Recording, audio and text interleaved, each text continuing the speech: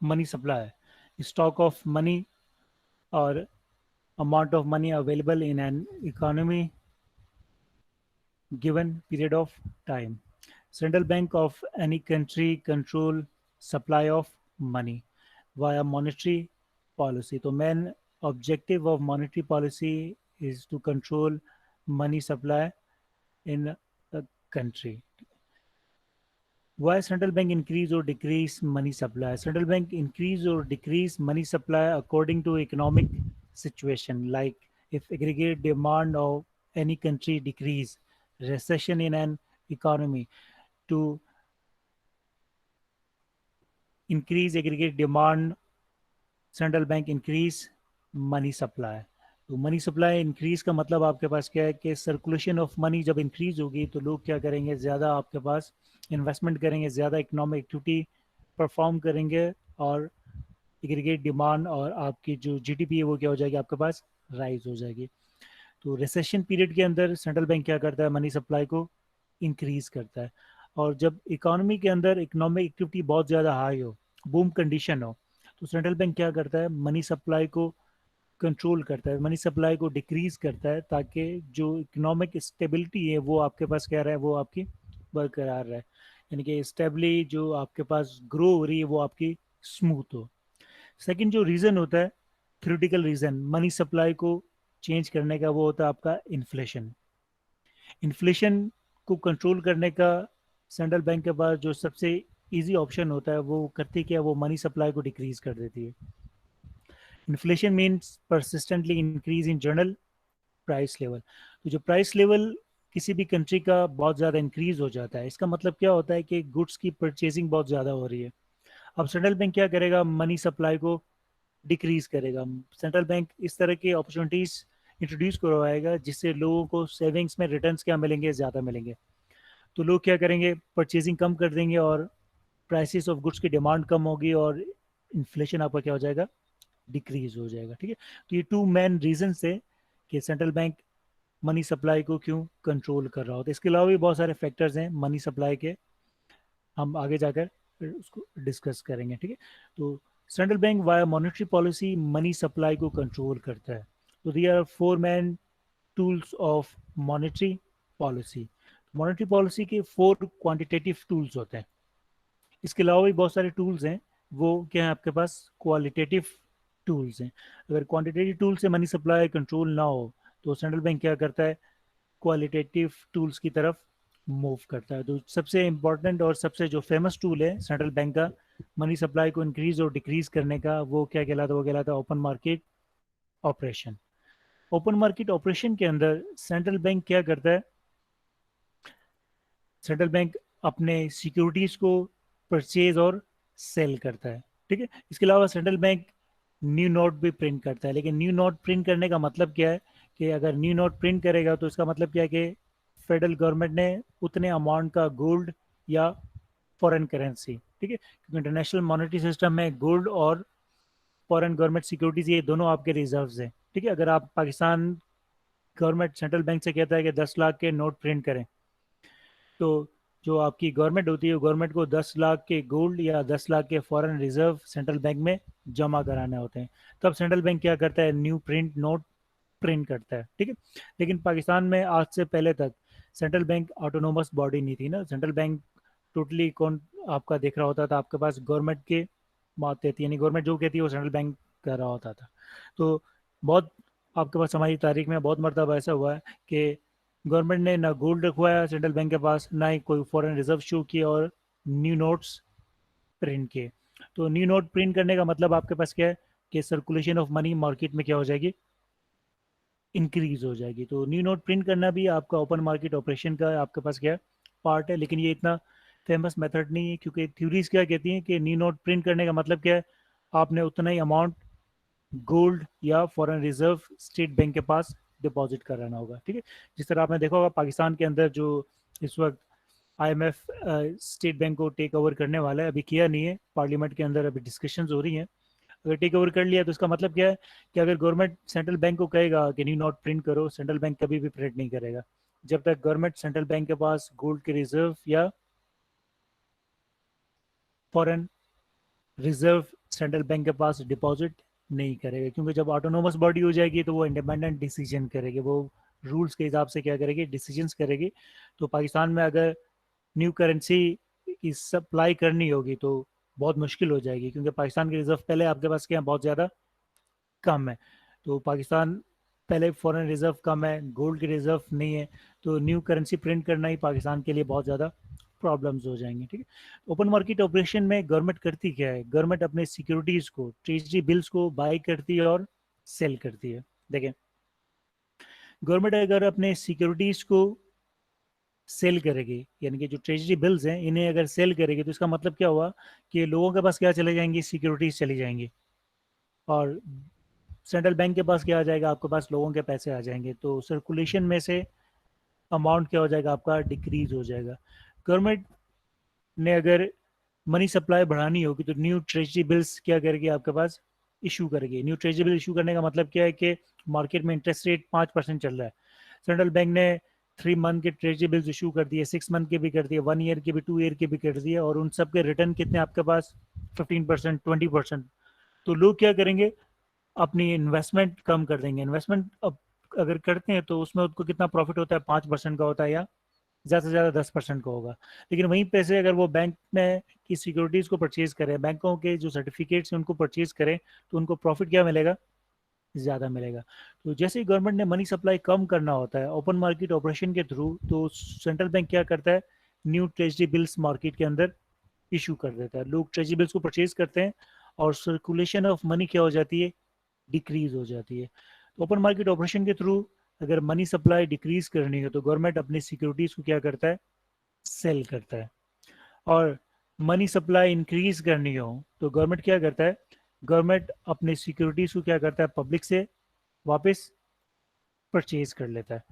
तो गवर्नमेंट अगर सिक्योरिटीज को परचेज करता है, यानी कि जो सिक्योरिटी आपके 10 साल में मैच्योर होने वाली थी, गवर्नमेंट ने कहा कि हम इसको अभी मैच्योर कर रहे हैं, तो लोग क्या करेंगे, जो 30% आपको 10 साल बाद मिलना था या 1 साल बाद मिलना था, वो गवर्नमेंट आपको अभी वो रिटर्न दे रही है, तो आप फॉरन क्या करोगे, आपके पास जो सिक्योरिटीज रखी हुई है वो जाके सेंट्रल बैंक में जमा करा दोगे, और अपनी principal amount plus interest amount central bank से आप रिसीव करोगे। तो जब भी सेंट्रल बैंक ने मनी सप्लाई इंक्रीज करनी होती है तो अपनी जो सिक्योरिटीज होती हैं उनको दोबारा पब्लिक से क्या करती है, परचेज कर लेती है, बैंकों से परचेज कर लेती है। तो इसका मतलब क्या होता है कि सर्कुलेशन ऑफ मनी क्या हो गई है, इंक्रीज। तो ओपन मार्केट ऑपरेशन से सर्कुलेशन ऑफ मनी इंक्रीज और डिक्रीज करने का मतलब क्या है, या गवर्नमेंट न्यू नोट प्रिंट करेगी, या गवर्नमेंट अपनी सिक्योरिटीज को बाय और सेल करेगी, या गवर्नमेंट रेपो रेट चेंज करेगी। देखिए रेपोज क्या होते हैं, रेपो का मतलब होता है रीपरचेज एग्रीमेंट्स। ठीक, थ्योरेटिकल रेपो का मतलब क्या होता है, थ्योरीज कहती हैं कि रेपो वो रेट होता है जिस रेट पे कमर्शियल बैंक सेंट्रल बैंक से बोरो करती है, और बोरो करने के लिए कमर्शियल बैंक करती क्या है, अपने गवर्नमेंट की सिक्योरिटीज जो वो होल्ड करता है वो सेंट्रल बैंक को क्या करती है, आपके पास वहां पर गिरवी रख पाती है। यानी कमर्शियल बैंक के पास अगर जो गवर्नमेंट की सिक्योरिटीज हैं, जो ट्रेजरी बिल्स हैं, लेट्स सपोज एक कमर्शियल बैंक है, उसको अचानक 10 बिलियन की रिक्वायरमेंट है, 10 बिलियन चाहिए उसे, किसी एग्रीमेंट के अंदर उसने क्या करना है, यूज करना है, किसी एक्टिविटी में उसने यूज करना है। अब क्या होगा आपके पास कि 10 बिलियन अगर सेंट्रल कमर्शियल बैंक अपने डिपॉजिट में से या अपने बिजनेस में से विड्रॉ करेगी, तो उसका बिजनेस क्या होगा, आपका उसकी स्टेबिलिटी पे क्वेश्चन मार्क होगा। अब वो कमर्शियल बैंक क्या करता है, उसके पास जो ट्रेजरी बिल्स पड़े हुए हैं स्टॉक में, वो ट्रेजरी बिल्स लेके जाएगी स्टेट बैंक के पास, स्टेट बैंक से कहेगी कि ये ट्रेजरी बिल्स आप रखें, मैं आपको 2-3 दिन के अंदर ये ट्रेजरी बिल्स आपसे वापस ले जाऊंगी, और इस ट्रेजरी बिल के अगेंस्ट जो भी रेपो का रेट है, अगर 5% है तो इस ट्रेजरी बिल पे 5% ऊपर दे के आपको 10 बिलियन प्लस 5% आपको दे के ये ट्रेजरी बिल्स आपसे क्या वापस ले जाऊंगी। ठीक है, तो जो रेपोज होते हैं ये शॉर्ट रन एग्रीमेंट कहलाते हैं, ये 1 दिन का भी एग्रीमेंट हो सकता है, 2 दिन का भी हो सकता है, 3 दिन का भी हो सकता है। तो थ्योरीज कहते हैं कि ये जो एग्रीमेंट होता है कमर्शियल बैंक और स्टेट बैंक के दरमियान होता है, यानी कमर्शियल बैंक अपनी जो अपनी जो रिक्वायरमेंट्स होती है, आपकी शॉर्ट टर्म रिक्वायरमेंट्स होती है, उसको कवर करने के लिए समटाइम्स क्या करती है, कमर्शियल बैंक से, सेंट्रल बैंक से उन्हीं की सिक्योरिटीज जो वो होल्ड करती है कमर्शियल बैंक, वो देकर रेपो रेट पे क्या करती है, बोरो करती है और अपनी नीड्स को कवर करती है। तो कमर्शियल बैंक जब स्टेट बैंक से गवर्नमेंट सिक्योरिटीज के अगेंस्ट जो बोरिंग कर रही होती है, उसे क्या कहा जाता है? उसे कहा जाता है रीपर्चेज एग्रीमेंट। ठीक है।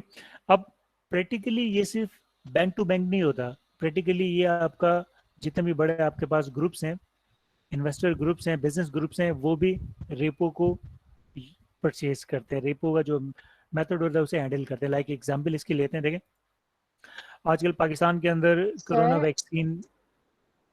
सर तो इसको चलिए परचेज करने का मकसद क्या है?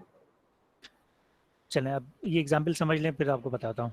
ठीक है, देखें आजकल पाकिस्तान के अंदर जो कोरोना की वैक्सीनेशन हो रही है ना, तो वैक्सीनेशन कुछ वैक्सीनेशन गवर्नमेंट ने की, और गवर्नमेंट ने जो वैक्सीनेशन की ओनली 1% की वैक्सीनेशन की है। और जो वैक्सीनेशन गवर्नमेंट ने की थी वो जो हमें वैक्सीन चाइना की तरफ से और WHO वर्ल्ड हेल्थ ऑर्गेनाइजेशन की तरफ फ्री में मिले थे, उससे वैक्सीनेशन हो गए। इसके अलावा अब गवर्नमेंट ने प्राइवेट सेक्टर को अलाउ कर दिया है कि वो वैक्सीनेशन कर सकते हैं बड़े पैमाने पे ना। तो प्राइवेट सेक्टर में से जिस कंपनी के साथ एग्रीमेंट उन्होंने किया, उस फार्मा कंपनी का नाम तो पता नहीं, लेकिन वो फार्मा कंपनी को ऑन करते हैं पाकिस्तान के जो आपके मिनिस्टर हैं, सेक्रेटरी हैं PM के, शहबाज गिल साहब ना। अब उनकी कंपनी को ये ऑर्डर मिला है। अब उनकी कंपनी ने क्या किया कि दुनिया के अंदर जो 4-5 कंट्रीज, रशिया भी बना रहा है, चाइना भी बना रहा है, अमेरिका भी बना रहा है, फ्रांस भी बना रहा है, और आपका इंडिया भी बना रहा है। तो उन्होंने रशिया के साथ उन्होंने कॉन्ट्रैक्ट किया है इस वैक्सीन को परचेज करने का। अब जब वो वैक्सीन परचेज करेंगे, उसका मतलब क्या हुआ कि उसकी बल्क क्वांटिटी वो क्या करेगी, वहाँ बाहर से परचेज करेगी। बल्क क्वांटिटी परचेज करने का मतलब क्या है कि उस फार्मा कंपनी के पास जितने भी सेविंग्स थी, जितने एसेट्स थे, वो सेविंग उसने पे कर दी रशियन कंपनी को, गवर्नमेंट को, और वहाँ से उसने वो वैक्सीन उसने परचेज कर ली। अब वो वैक्सीन जब पाकिस्तान में आ रही है तो उसका प्रोसेस क्या होता है? फिर सपोज 100 कंटेनर्स के अंदर वो वैक्सीन पाकिस्तान की तरफ शिप हो चुकी है और पाकिस्तान में पहुंच चुकी है। इसका मतलब क्या है कि जितने भी कंटेनर्स होते हैं या तो वो ग्वादर पे आते हैं या वो कराची पे आते हैं। तो डोमेस्टिक फार्मा कंपनीज अपने कंटेनर्स कराची KPT ट्रस्ट पे क्या करती है, वो मंगाती है, क्योंकि उनके जो आपके पास फार्मा के हेड ऑफिस हैं वो सारे के सारे आपके पास क्या है, कराची में। तो ट्रांसपोर्टेशन कॉस्ट उनको कम पड़ती है। तो KPT पे उसके 100 कंटेनर्स खड़े हुए हैं। अब 100 कंटेनर्स जो KPT पे खड़े हैं, अब उन 100 कंटेनर्स की पेमेंट्स करनी है। पेमेंट किसको करनी है? गवर्नमेंट को करनी है। वो क्या पेमेंट होती है? 100 कंटेनर्स की हैंडलिंग जो KPT कर रहा होता है, 100 कंटेनर्स को जो स्पेसिफिक टेम्परेचर प्रोवाइड किया है KPT ट्रस्ट वालों ने, उस टेम्परेचर के पैसे देने होते हैं। उसके अलावा सबसे बढ़कर आपको एक्सपोर्ट जो आपके पास टेरिफ होता है, जो आपने सेल्स टैक्स जो देना होता है वो आप दोगे, एक्साइज टैक्स आप दोगे। तो ये सारा अमाउंट मिल मिला के आपके पास कितना हो गया? आपके पास 50 मिलियन हो गया। आपने देखा होगा बहुत सारे कंटेनर्स नीलाम होते हैं। नीलामी किन की होती है? जो लोग ये कोड कंटेनर की पेमेंट नहीं कर पाते। अगर KPT की फीस नहीं दोगे तो KPT उन कंटेनर्स को क्या करेगा? वो नीलाम करेगा, क्योंकि कंटेनर्स को हैंडल करना, शिप से आपने नीचे लेकर आना, स्टोर्स की तरफ लेकर जाना, वो KPT को बहुत ज़्यादा कॉस्टली पड़ रहा होता है। ठीक है। अब नीलाम कौन से कंटेनर होते हैं कि उस कंटेनर पे उस कंपनी को इतना फ़ायदा नहीं था, उससे ज़्यादा कंटेनर की KPT वालों ने टैक्स लगा दिया। अब वो कंपनी कहती है कि मैं उसको निकालूंगा ही नहीं, क्योंकि इसको मैं अगर इतने पैसे देके इन कंटेनर्स को मैं लेकर आता हूँ तो उसको मैं सेल करूंगा, मुझे इतना फ़ायदा ही नहीं होगा। इसलिए वो क्या करता है, KPT से कहता है कि मैंने कंटेनर लेना ही नहीं है। फिर वो KPT उसको नीलामी में लगा देता है। वो कंपनी नीलामी में कम पैसों में वो क्या करता है, वो चीज़ें परचेज कर लेता है और अपना बिजनेस किसी तरह मैनेज करता है। अब 100 कंटेनर्स पड़े हुए हैं। अब उस कंपनी से KPT 50 मिलियन मांग रहा है कि 50 मिलियन आपकी फ़ी है, 50 मिलियन देंगे तो ये कंटेनर्स हम आपको इशू करेंगे। अब वो जो फार्मा कंपनी है उसके पास 50 मिलियन है नहीं इस वक्त। अब 50 मिलियन वो बिजनेस से निकालेगा तो उसका जो बिजनेस होगा वो क्या होगा? वो इफेक्टिव होगा, वो सस्टेनेबल नहीं होगा, उसकी जो स्टेबिलिटी उस पर क्वेश्चन मार्क होगा। अब वो बिजनेस ग्रुप क्या करेगा? वो रेपोज की तरफ जाएगा, वो देखेगा रेपो के रेट कितने हैं। अब रेपो क्या होता है? शॉर्ट रन एग्रीमेंट होता है। अब जो आपकी कंपनी है, उस कंपनी के पास जितनी भी गवर्नमेंट की सिक्योरिटीज हैं, वो सारी गवर्नमेंट की सिक्योरिटीज लेके जाएगा कमर्शियल बैंक के पास। कमर्शियल बैंक से कहेगा मुझे एक दिन के लिए 50 मिलियन रुपीज दे दें, जो भी रेपो का रेट है वो रेट मैं आपको पे करने के लिए तैयार हूँ। अब रेपो का मतलब क्या होता है? शॉर्ट टर्म एग्रीमेंट, एक दिन या 2 दिन के लिए। अब वो कमर्शियल बैंक वो गवर्नमेंट सिक्योरिटीज अपने पास रख लेता है और उसे 50 मिलियन दे देता है। अब 50 मिलियन वो कंटेनर अपने क्लियर करवाता है। जो कंटेनर क्लियर होते हैं तो जितने भी हॉस्पिटल्स हैं पाकिस्तान के अंदर, आगा खान, लियाकत नेशनल, डाओ, सिविल, जिना, ये सारे के सारे उस वैक्सीन को क्या करते हैं, पहले उन्होंने बुकिंग कराई होती है तो फ़ौरन वो वैक्सीन सेल आउट हो जाती है। उसके बाद उसका प्रॉफिट आ जाता है, वो प्रॉफिट अमाउंट लेकर बैंक में जाता है, बैंक को 50 मिलियन प्लस 5% रेपो पे करता है और अपने जो गवर्नमेंट के ट्रेजरी बिल्स होते हैं, जो 10 साल के बॉन्ड्स उसके पास रखे होते हैं, वो अपने बॉन्ड्स वापस ले लेता है। ठीक है। अब रेपो का फायदा क्या हुआ कि आपकी कंट्री में किसी भी बिजनेस ग्रुप को, किसी भी बैंक को शॉर्ट टर्म के अंदर रिक्वायर हो सकता है स्पेशल अमाउंट ना, कुछ ज़्यादा अमाउंट, तो कमर्शियल बैंक की भी डिमांड होती है। कोई भी आपके पास, जिस तरह आपने कहा एचबीएल का, जो एचबीएल ने पीएसएल करवाया तो पीएसएल में स्पॉन्सरशिप के लिए बहुत उसने पैसे दिए।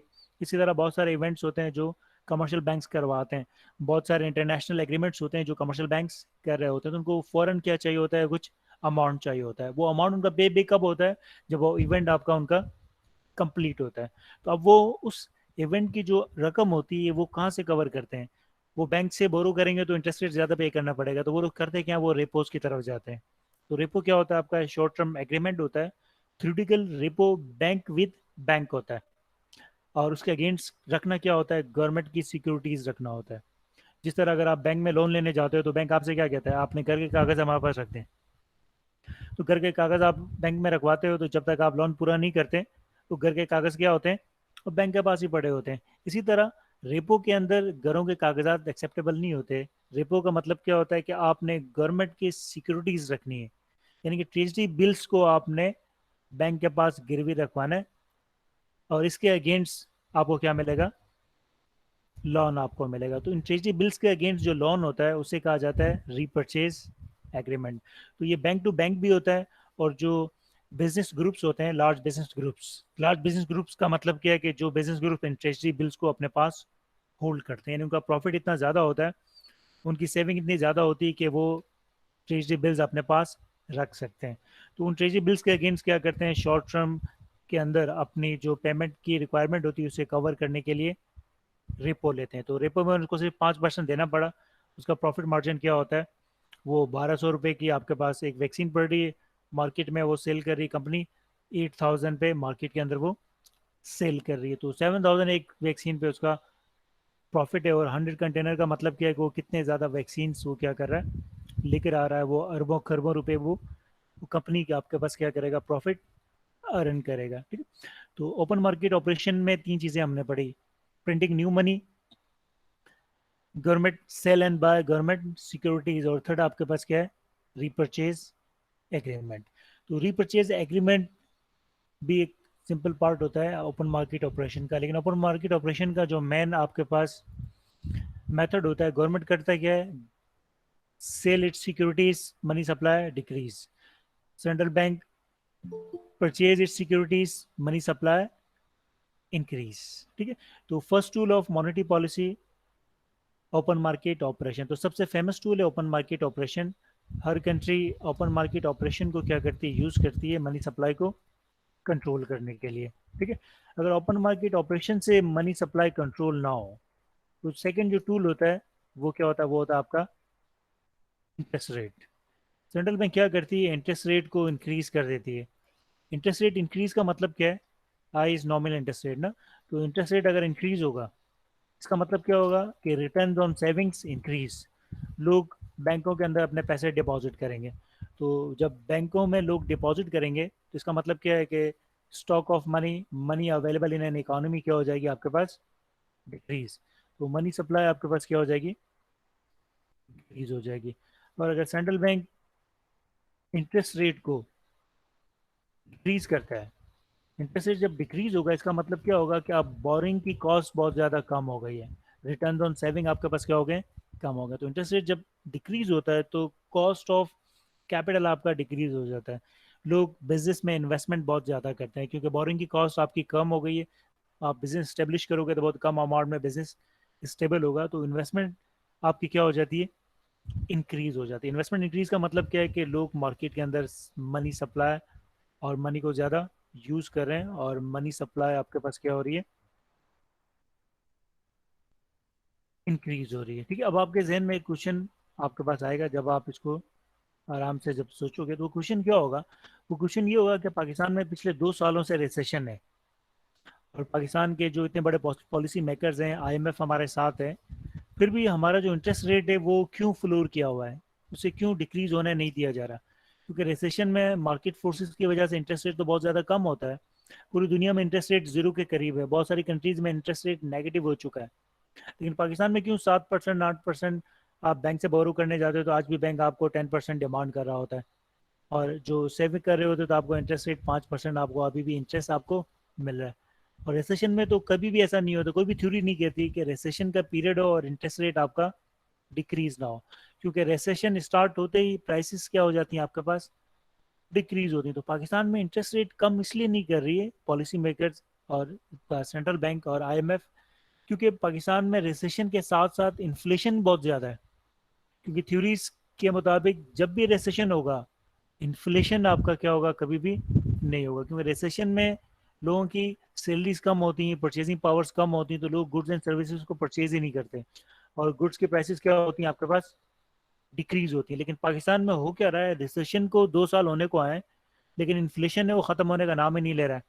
जो 13% इन्फ्लेशन था वो अब भी इन्फ्लेशन 9 से 10% आपका फूड इन्फ्लेशन है। तो इन्फ्लेशन कम नहीं हो रहा। तो इन्फ्लेशन कम ना होने की वजह से सेंट्रल बैंक ने क्या किया हुआ है, इंटरेस्ट रेट को फिक्स किया हुआ है, फ्लोर किया हुआ है, यानी मिनिमम इंटरेस्ट रेट को किया हुआ है कि इंटरेस्ट रेट 7% से कम करना ही नहीं है। क्योंकि इंटरेस्ट रेट इससे कम कर दिया तो ये जो इन्फ्लेशन आपका 9 to 10% इन्फ्लेशन है, ये बढ़कर कितना हो जाएगा, 20% को टच करने लगेगा। तो इसीलिए सेंट्रल बैंक ने इंटरेस्ट रेट को मार्केट फोर्सेस पे नहीं छोड़ा हुआ, क्योंकि मार्केट फोर्सेस पे छोड़ देंगे तो इंटरेस्ट रेट क्या हो जाएगा, जीरो के पास हो जाएगा।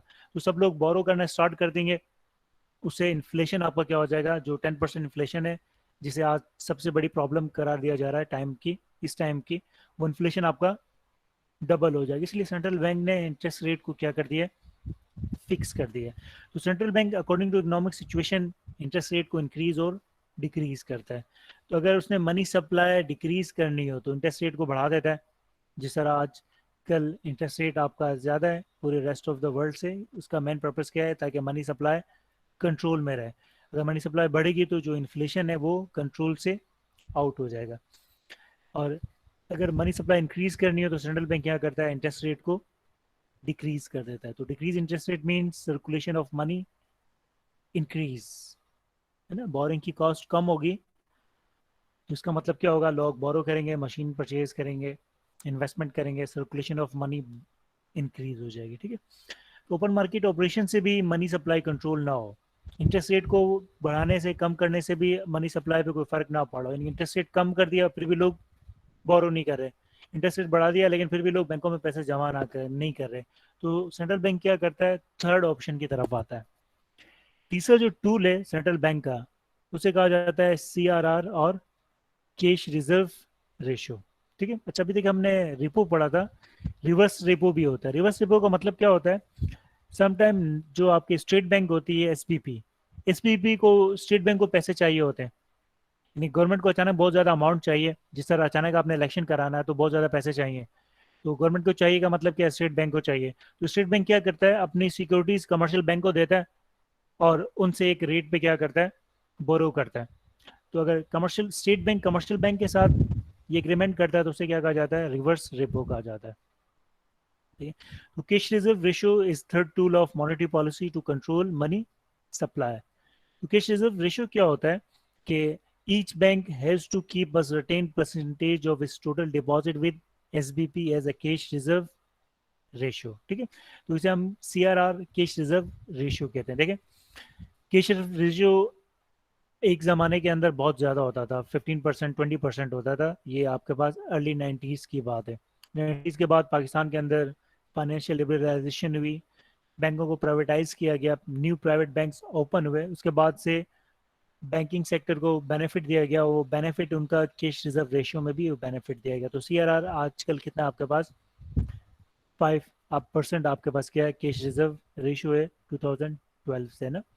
तो 90s के अंदर कैश रिजर्व रेशियो 15 से 20% आपके पास क्या था, CRR रेशियो होता था। ठीक है। CRR से सेंट्रल बैंक मनी सप्लाई किस तरह कंट्रोल करती है।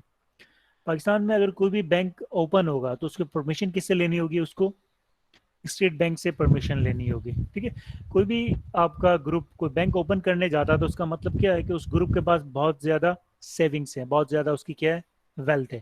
क्योंकि वेल्थ अगर ना हो तो आप बैंक किस तरह रन कर सकते हो? तो बैंक रन करने का मतलब क्या है कि आपने लर्निंग करनी है, अमाउंट से आपने एक्टिविटी करनी है। ठीक है, फिर सपोज एक ग्रुप है, उसने बैंक ओपन करना है, वो स्टेट बैंक से कहेगा उसके पास जो डिपॉजिट्स हैं, टोटल जो उसकी सेविंग है वो कितनी है, 100 बिलियन की उसके पास क्या है टोटल डिपॉजिट्स है, 100 बिलियन के उसके पास सेविंग्स है। अब स्टेट बैंक उससे कहेगा कि जो CRR है, कैश रिजर्व रेशियो है, वो कितना है, वो 10% है। तो अगर आप बैंक ओपन करोगे तो आप अपने 100 बिलियन में से 10 बिलियन किसके पास रखवाओगे, स्टेट बैंक के पास रखवाओगे। इसका मतलब क्या हुआ कि 10 बिलियन अगर स्टेट बैंक के पास रखवाएगा, उस बैंक को अगर परमिशन मिलती है तो वो बैंक मार्केट में जो एक्टिविटीज करेगा, जो लैंडिंग करेगा, इन्वेस्टमेंट करेगा, उसके लिए उसके पास कितना पैसा पड़ा हुआ है, 90 बिलियन पड़ा हुआ है। हालांकि उसके पास टोटल पैसे कितना था, 100 था। तो 100 में से 10 उसने स्टेट बैंक के पास डिपॉजिट करवा दिए। डिपॉजिट क्यों करवाया, as a cash reserve ratio. अब अगर money supply open market operation से भी कंट्रोल ना हो, इंटरेस्ट रेट से भी कंट्रोल ना हो, तो सेंट्रल बैंक क्या करता है, CRR बढ़ा देता है। कैश रिजर्व रेशियो बढ़ाने का मतलब क्या है कि अगर CRR 25% कर दिया जाए तो इसका मतलब क्या है कि अब उस कमर्शियल बैंक को 25 बिलियन किसके पास रखवाने, स्टेट बैंक के पास रखवाने। तो जब वो 25 बिलियन स्टेट बैंक के पास रखवाएगा तो उस कमर्शियल बैंक को मार्केट में एक्टिविटीज करने के लिए कितने पैसे उसके पास रह जाएंगे, 75 बिलियन रह जाएंगे। तो इसका मतलब क्या हुआ, जब भी CRR इंक्रीज होगा, मनी सप्लाई आपकी क्या हो जाएगी, इंक्रीज हो जाएगी। और CRR डिक्रीज करने का मतलब क्या है कि अगर CRR सेंट्रल बैंक 5% कर दे, तो 5% का मतलब क्या है कि अब 100 का 5% 5 बिलियन होता है। उस कमर्शियल बैंक ने 5 बिलियन स्टेट बैंक के पास रखवाए हैं। तो मार्केट के अंदर बिजनेस करने के लिए, लैंडिंग करने के लिए, इन्वेस्टमेंट करने के लिए, एक्टिविटीज परफॉर्म करने के लिए उस बैंक के पास अब कितने पैसे रह गए, 95 बिलियन रह गए। तो CRR increase means money supply decrease and CRR decrease means money supply increase. ठीक है, फोर्थ टूल और money monetary policy control money supply is SLRs. SLRs are statutory liquidity ratio. ठीक है, देखिए SLRs क्या होते हैं, SLR और CRR में फर्क क्या होता है। CRR वो कमर्शियल बैंक के वो डिपॉजिट्स होते हैं जो स्टेट बैंक के पास रखे होते हैं। SLR का मतलब क्या होता है कि अपने टोटल डिपॉजिट का वो परसेंटेज जो कमर्शियल बैंक अपने बैलेंस में हर वक्त मेंटेन रखते हैं।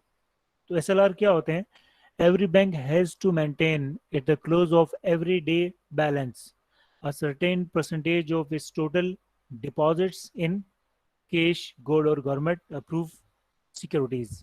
It's called SLRs। ठीक है, तो आजकल जो SLRs हैं उसके रेट 15% है। तो 15% SLR का मतलब क्या है, 15% का मतलब ये कि जितने भी कमर्शियल बैंक्स हैं वो अपने टोटल डिपॉजिट का 15% हर वक्त अपने बैलेंस में रखेंगे। अगर वो अपने बैलेंस में नहीं रखेंगे 15%, तो इसका मतलब क्या हुआ कि पब्लिक जिनके अकाउंट्स उनके बैंक में हैं, उनको अमाउंट को विड्रॉ कराने में प्रॉब्लम आएगी। ठीक है, देखें इसकी एक एग्जाम्पल हम डिस्कस करते हैं। ये लाहौर का वाकया, ये 7-8 साल पुराना एक वाकया है। तो 7-8 साल पहले एक खातून थी जो 25 साल पहले पाकिस्तान को छोड़ के कनाडा में वो मुकीम हो चुकी थी, यानी कि वो कनाडा में रहती थी, कनाडियन उसके पास सिटीजनशिप थी। तो 25 साल पहले जब वो कनाडा मूव करने वाली थी, उस वक्त उसने अपने मोहल्ले की ब्रांच के अंदर 30 लाख रुपए उसने रखवाए थे। ठीक है, तो उसने जो मोहल्ले की ब्रांच थी उसके अंदर उसने कितने रखवाए, 30 लाख रुपए उसने डिपॉजिट करा दिए, फिक्स डिपॉजिट करा दिए। अब वो 20-25 साल के बाद उसके जो 30 लाख रुपए हैं वो कितने हो गए थे, वो 45 लाख रुपए बन गए। यानी कि उस खातून के लाहौर की जो उसकी ब्रांच उसमें 45 लाख रुपए हैं। अब वो 25 साल के बाद पाकिस्तान आती है खातून।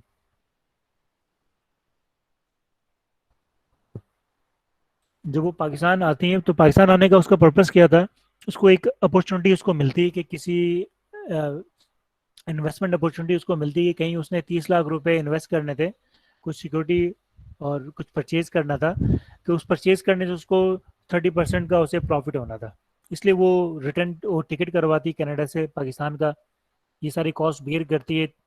वो 3 दिन के लिए पाकिस्तान आती है। पाकिस्तान आकर सबसे पहले वो अपने ब्रांच में जाती है, उससे 30 लाख रुपए का चेक दे देती है।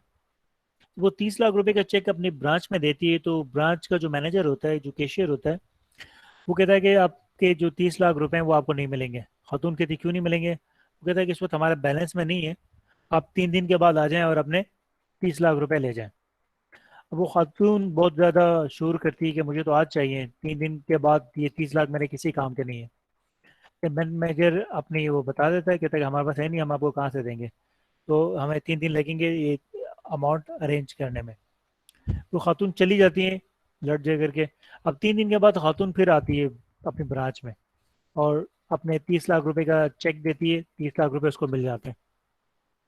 अब वो न्यूज़ किस तरह बनती है? न्यूज़ इस तरह बनती है कि वो जो 30 लाख रुपए अपनी ब्रांच के बाहर जो रोड होता है, मेन रोड, उस रोड में रखती है, उसमें पेट्रोल डालती है और 30 लाख रुपए जला देती है। 30 लाख जलाती है और डायरेक्ट अपनी जो उसकी जो फ्लाइट थी वो फ्लाइट पकड़ के कनाडा चली जाती है। तो जो पुलिस एक्शन लेने पर आती है तो पुलिस तो खातून को कुछ नहीं कर सकती। लेकिन इसका लॉस किसका हुआ? ये स्टेट बैंक का लॉस हुआ। स्टेट बैंक ने 30 लाख रुपए के नोट प्रिंट किए थे पाकिस्तान पब्लिक के लिए, उस 30 लाख का को उसने बर्न किए उस खातून ने, एक सिंगल आपके पास मिनट के अंदर। अब इसका जुर्माना कौन पे करेगा? इसका जुर्माना पे करेगा वो ब्रांच। ब्रांच जुर्माना किस कानून के तहत पे करेगी? वो जुर्माना पे करेगी उस ब्रांच ने एसएलआर्स को फॉलो नहीं किया। एसएलआर्स क्या होते हैं कि हर बैंक अपने टोटल डिपॉजिट का स्पेसिफिक परसेंटेज हर वक्त अपने बैलेंस में रखता है। अगर वो बैलेंस में नहीं रखेगा तो पब्लिक जब अपने ही पैसे बैंकों से विड्रॉ करने जाएगी तो वो उनको कैश नहीं, लिक्विड नहीं कर पाएगा। ठीक है, तो इसीलिए स्टेट बैंक ने एसएलआर रेस को इंट्रोड्यूस कराया हुआ है और रिस्ट्रिक्ट किया हुआ है कि हर ब्रांच, हर बैंक अपने टोटल डिपॉजिट का स्पेसिफिक परसेंटेज हर वक्त अपने पास रखेगा।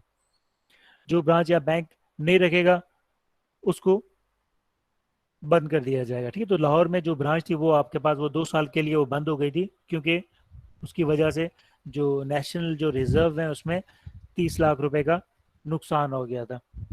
ठीक है, अब 30 लाख रुपए दोबारा प्रिंट करने हैं, तो प्रिंट करने का मतलब क्या है कि अब स्टेट गवर्नमेंट 30 लाख का गोल्ड स्टेट बैंक को देगा, तो तब नए 30 लाख। ठीक है, तो ये जो लॉस होगा ये कौन बेयर करेगा? ये सारा का सारा आपके पास वो ब्रांच मैनेजर जिसने एसएलआर को फॉलो नहीं किया। ठीक है, तो सेंट्रल बैंक अगर इन 3 मेथड से भी मनी सप्लाई कंट्रोल ना हो तो वो एसएलआर को क्या कर देता है? इंक्रीज कर देता है।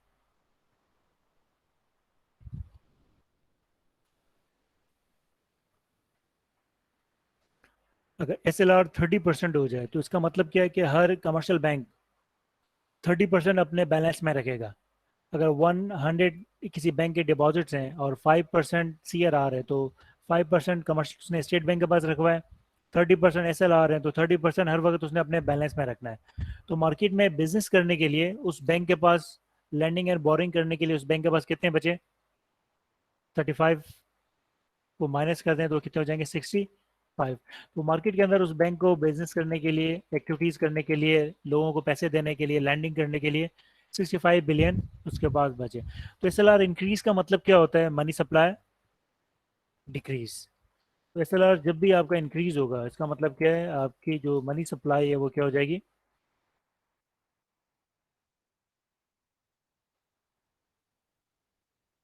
डिक्रीज। ठीक है, और वाइस वर्सा है।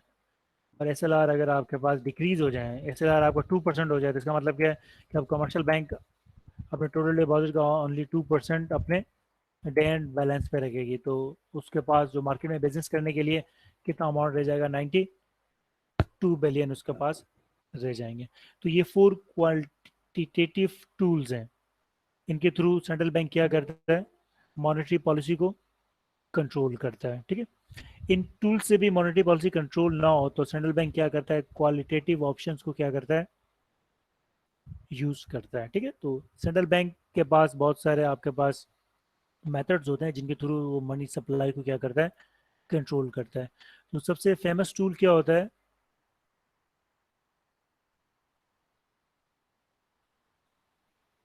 चलिए, आवाज आ रही है आप लोगों को? आवाज क्लियर आ रही है? कोई नेट का इशू आ रहा है क्या? सर क्लियर है। ठीक है, तो 4 tools of monetary policy, open market operation, cash reserve ratio, interest rate and statutory liquidity ratio. ठीक है, हम आते हैं next topic of chapter number 7।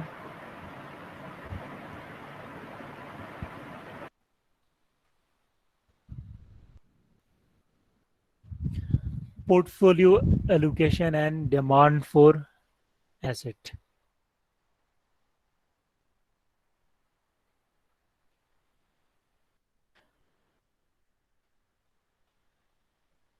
ठीक है, पोर्टफोलियो क्या होता है? पोर्टफोलियो क्या बता रहा होता है? पोर्टफोलियो बता रहा होता है आपकी टोटल वेल्थ कितनी है। तो पोर्टफोलियो एक फाइनेंस का वर्ड है।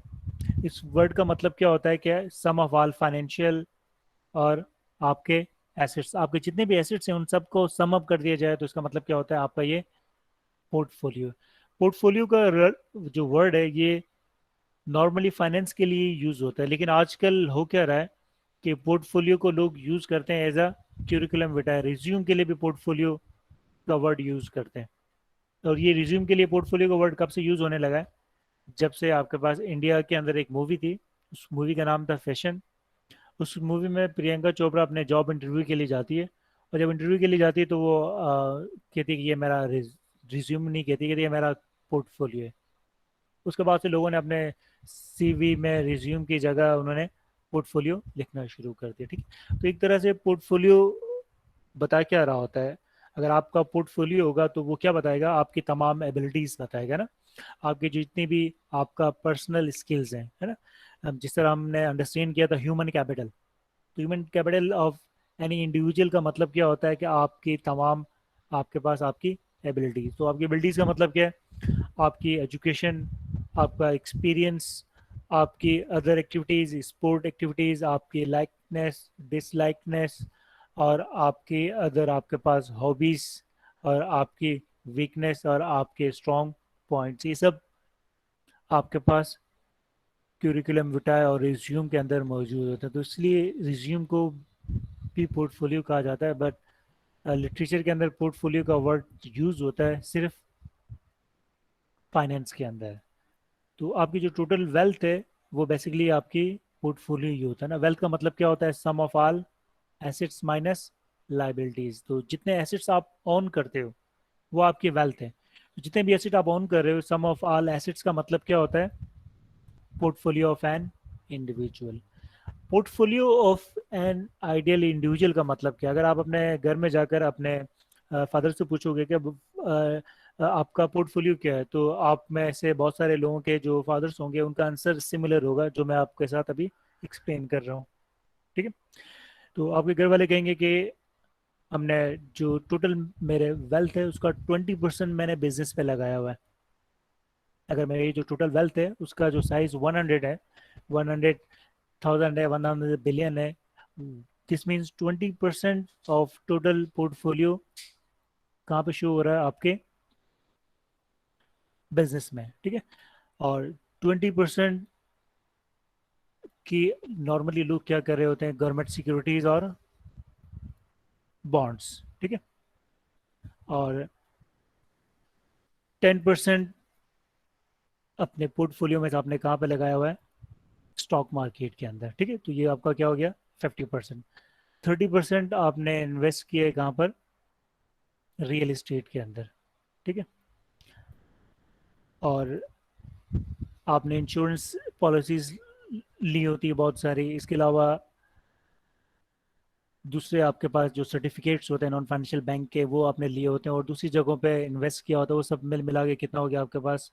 20, 40, 50, 60, 70, 80, और ये 20% आपने यहाँ पर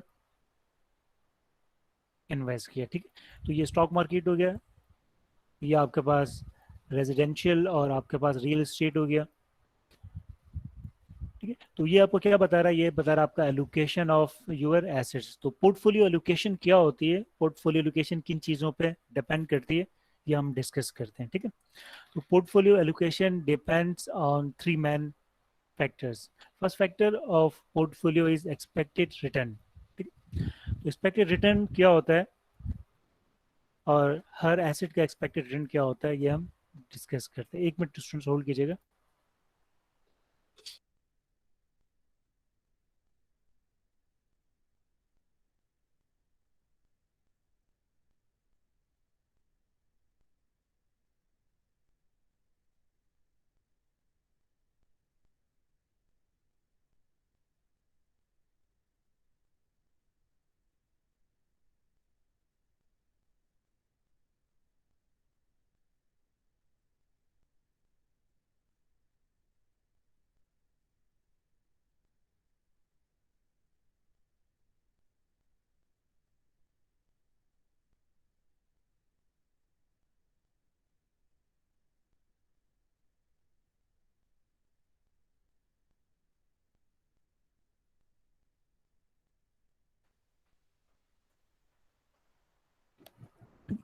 तो पोर्टफोलियो एलोकेशन और एसेट डिमांड, ठीक है।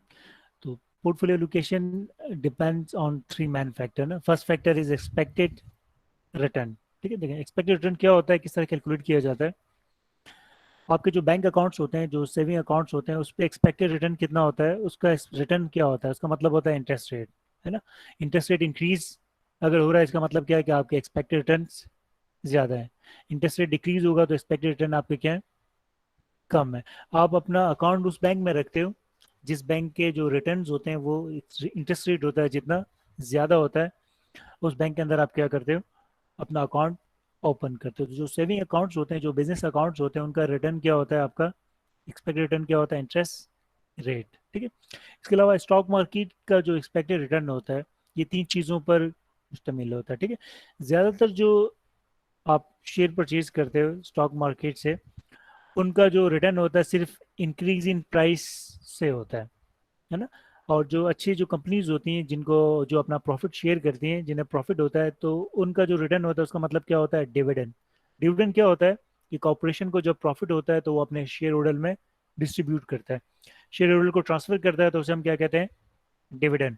ट्रांसफर नहीं करता और उन्हें शेयर दे रहा होता है या अपने पास होल्ड करता है, तो हम उसे क्या कहते हैं, रिटेन अर्निंग। तो स्टॉक मार्केट में जो अच्छी कॉर्पोरेशन हैं, अच्छी फर्म्स हैं, वो क्या दे रही होती है अपने शेयर होल्डर को, dividend plus increase in prices. Share की प्राइस बढ़ती है तो उसका मतलब क्या होता है कि आपने एक शेयर परचेज किया 100 रुपीज़ का, अब 2 दिन के बाद उसकी प्राइस क्या हो गई, 120। तो अब आपकी जो शेयर की वैल्यू है वो 100 नहीं रही, क्या रही, 120। तो प्राइसेस इंक्रीज का मतलब क्या होता है, स्टॉक मार्केट के अंदर जो शेयर्स हैं उनकी रिटर्न्स क्या हो रहे हैं, इंक्रीज हो रहे हैं। तो शेयर प्राइस से हम रिटर्न किस तरह निकालते हैं, हम चेंज इन शेयर प्राइसेस निकालते हैं। लाइक देखिए ये मंडे, ये आपके पास क्या है, ट्यूसडे, ये आपके पास क्या है, वेडनेसडे, थर्सडे एंड फ्राइडे। अब अभी बैंक की जो आपके पास शेयर है उसकी मंडे को उसकी प्राइस क्या थी, 100 थी, ये शेयर प्राइस है ना।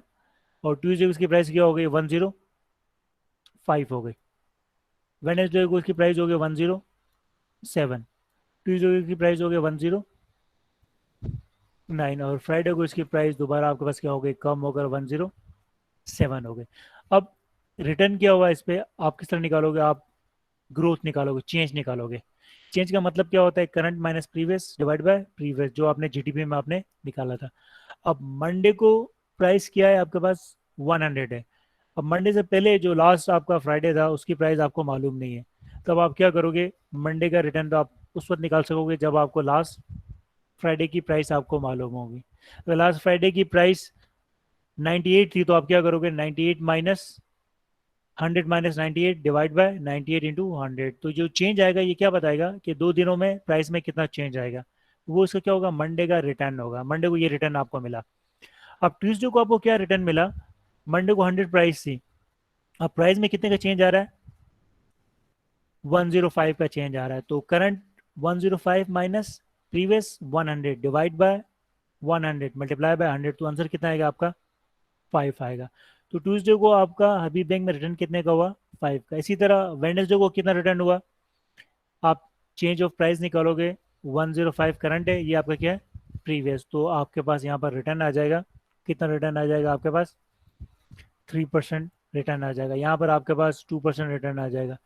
यहाँ आपके पास क्या आ गया, -1, यानी रिटर्न आपके पास नेगेटिव। तो ये आपके पास क्या हो गया, वीकली रिटर्न हो गए, ठीक है।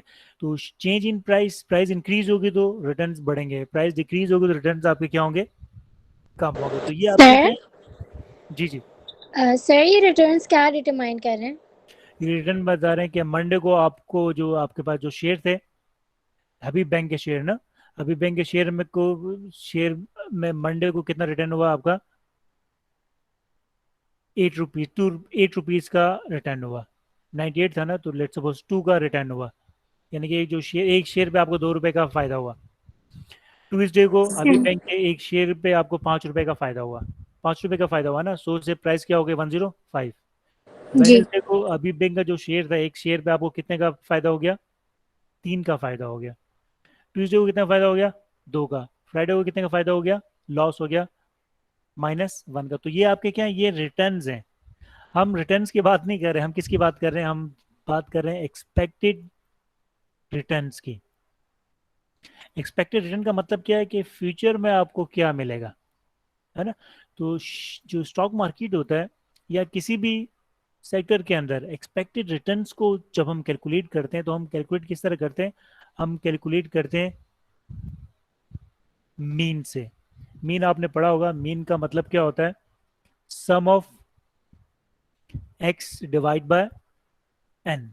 तो मीन हमें आंसर देता है फ्यूचर में रिटर्न क्या होगा। यानी कि मैं अब आपसे कहूँ कि जो लास्ट फ्राइडे था, फ्राइडे को यानी कमिंग फ्राइडे, कल जो मेरा रिटर्न -1 का है, तो जो कमिंग मंडे, मंडे को अगर मैं हबीब बैंक के शेयर परचेज करूंगा तो मेरा रिटर्न क्या होगा।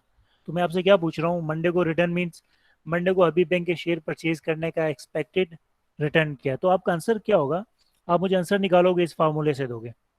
इस फार्मूले से आप किस तरह दोगे, देखें एक और एग्जाम्पल पहले अंडरस्टैंड करते हैं। लेट्स सपोज हमारी क्लास में 40 बच्चे हैं, है ना, और 40 बच्चे हैं, हर बच्चे का मतलब क्या हुआ, एक्स।